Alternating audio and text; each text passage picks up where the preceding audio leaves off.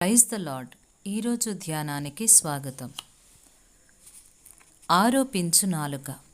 142వ కీర్తన మొదటి 2 వచనాలు.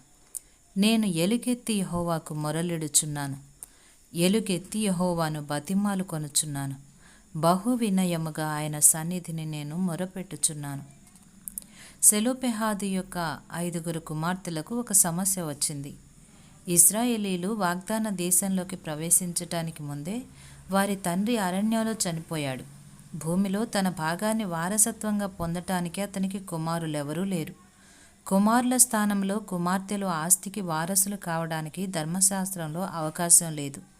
ఫలితంగా తండ్రి, సహోదరుడు, భర్త, కుమారుడు లేక మరో పురుషుడు లేని ఆ కుటుంబం పూర్తిగా విడిచిపెట్టబడింది. అయితే ఈ సమస్యను ఇతరుల వద్ద వాపోవడం కంటే స్వాస్యం గురించిన తమ విజ్ఞప్తిని మోషే నాయకత్వంలోని సర్వసమాజానికి విన్నవించాలని వారు తీర్మానించుకున్నారు.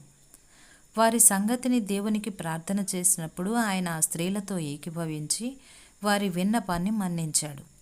వారు అధికారుల వద్దకు దీనిని తీసుకుని వెళ్లకుండా జనసమూహం వద్ద ఈ విషయమై ఎంతగా ఆక్రందన చేసినా ఫలితం ఇలా ఉండేదా?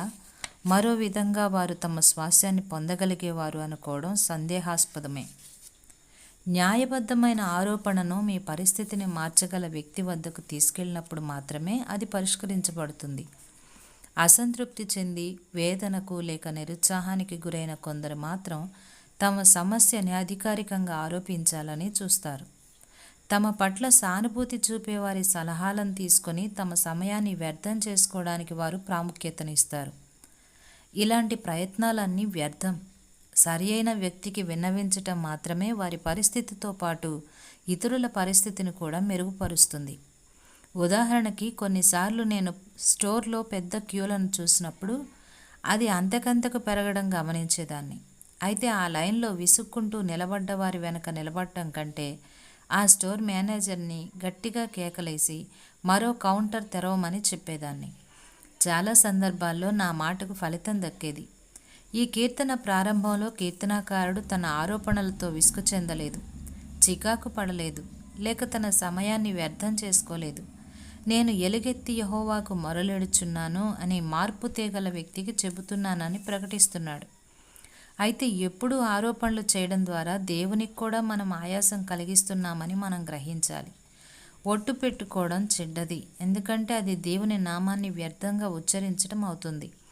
సణుక్కోవడం కూడా చెడ్డదే, ఎందుకంటే అది దేవుని వాగ్దానాల్ని నిర్వీర్యం చేయడం అవుతుంది అని ఒకరు ఉద్బోధించారు. మీ నాలుక ఉపవాసం ఉన్నప్పుడు వర్షం రావడం, ట్రాఫిక్ జామ్ కావడం, టీవీ కార్యక్రమాలు విసుగు కలిగించటం, జత పని వారు నిస్సత్తువుగా పనిచేయటం వంటి అప్రధానమైన సంగతుల విషయంలో మీరెంత తరచుగా సణుక్కుంటున్నారో గమనించండి. సణుక్కోవడం ఒక అంటురోగం లాంటిది. ఇది నయం కాని నోటి జబ్బు. గతంలో నేను కూడా అందరు భార్యల్లాగే నా భర్తపై అయినదానికి కానిదానికి సణుక్కునేదాన్ని. నా భర్తలో ఎలాంటి తప్పు లేకపోయినప్పటికీ నేను అనవసరంగా ఏదో ఒక ఆరోపణ చేసేదాన్ని. నాకు ఎప్పుడూ అండగా నిలిచే మంచి భర్త అని నేను ఒప్పుకుంటే చులకనవుతానని అనుకునేదాన్ని.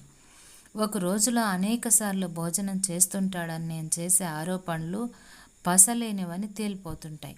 చాలాసార్లు ఆయనే వండుకొని తింటూ తగినంత బరువు ఉండేలా చూసుకుంటాడు. ఆయన శరీర తత్వం గురించి నేను అనవసరంగా కోప్పట్టం తప్ప ఆరోపించటానికి అందులో ఏముంది? మీరు సణుక్కునేవారైతే ప్రతిదానికి ఇదేమంత బాగోలేదు కదూ అనే వారితో కలిసి ఉండటం మానేయాలి. ఇలా చేస్తే ఇతరులు మీతో సంతోషంగా ఉంటారు, ప్రతికూలంగా మాట్లాడరు. అంటే మీరు అసలు సానుభూతి ఆశించకూడదని లేక మంచి ఆలోచనని స్వీకరించకూడదని కాదు.